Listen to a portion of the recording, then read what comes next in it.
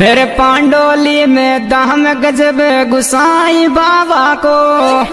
अच्छा फिर गजब योडलो गड़ी पीड़ी ले थाड़ पूजा पाकोरी गजब योडलो गड़ी पीड़ी ले थाड़ पूजा पाकोरी गजब योडलो गड़ी।